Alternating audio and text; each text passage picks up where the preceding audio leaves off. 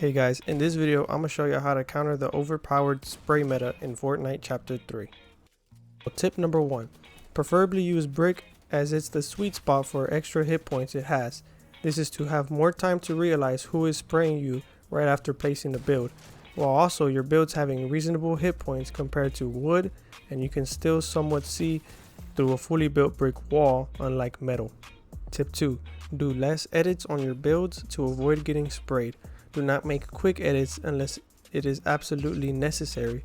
Making less edits to your builds keep the HP high, so just remember resetting or editing your build is sometimes asking for you to get sprayed. Tip 3. Get better at pre-firing. A successful shot will stop your opponent from spraying you. That's giving you more options. This can be difficult to achieve. It can be easier or harder since it's all about timing and depending on your ping and your FPS. But giving it some practice will take you a long way and keep you the pressure away. Tip 4. Watching others counter a sprayer is another surprising way to learn to counter it yourself. As you're watching and learning from my gameplay, don't forget to scroll down and subscribe. Tip 5. Keep a good distance from your opponent. By doing so, it gives you time to react to their spraying, also gives you options to escape, to fight, or to heal. Although the Stinger SMG has crazy range like an AR, it can be hard to control the recoil, so having your distance helps tremendously. In this game, people cannot live without having the height advantage, so for tip number 6, if they try to get height on you, shoot them down.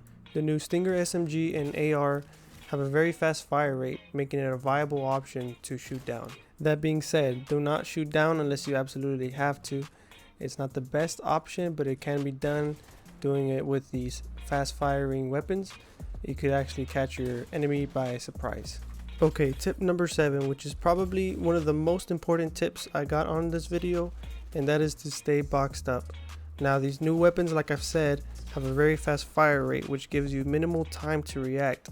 So if you know that there are enemies nearby, consider boxing up and also practice tunneling. So although it burns through mats fairly quickly, you at least have some coverage to play with and to move around in, and if the zone is in your area, then all that spot is yours. If you think about it, it's kind of like that Slither IO game. If you've ever played it, it's the one with the snake and you get bigger and bigger the more you eat, the more players you eat. This is very similar in that sense, where all the walls you take that are yours, you have more authority over what's going on around your environment, and you get to outplay your opponents that way as well. As for tip number 8, which is very important, and that is to hold your walls for a longer time. Whenever you're in a box fight with an opponent and you reset your wall, it is very weak, so your opponent will try to claim it back. As you're holding your wall, be thinking of a way to escape or to fight back. Sometimes your opponent won't stop trying to take your wall, but sometimes they will try to break in from another angle. Tip number 9, which ties in with the last 2 tips. If you are on the defensive, keep 2 layers from you and your opponent, usually that being a wall and a stair, or a wall and a pyramid. If you lose your wall, then you have a backup, that being your second layer. Another reason this being very effective and beneficial is the fact that whenever you have those 2 layers, if an opponent is spraying at you, you have the ability to block all bullets from his shots, because sometimes the bullets bleed through the walls, so you get a couple SMG shots hit at you. But this way you block almost every shot if you hold your wall and your stair properly. For tip number 10, which I learned from experience because it happens to me a lot and I tend to do this a lot, and that is if you're playing aggressively and you decide to fight someone, if your first shotgun shot did not hit at least 120 damage through 150, then do not drag on the fight at a 50-50 because you can get sprayed. Instead, reset and try again. Although you want to hit a good shot, if you hit a 30 and a 40, then you're at a disadvantage and could possibly lose the fight if you fully commit. Committing to a fight can be dangerous because you're distracted by your opponent and forget about your surroundings.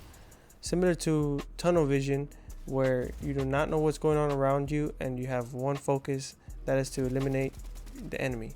Now obviously that is part of the game, but if you forget to keep your cool, then this way you're gonna lose it. The best thing to do is to go ahead and back up and reset. Before you leave, don't forget to like the video, Those are all my tips for dealing with sprayers in Fortnite, and I'll see you on the next video.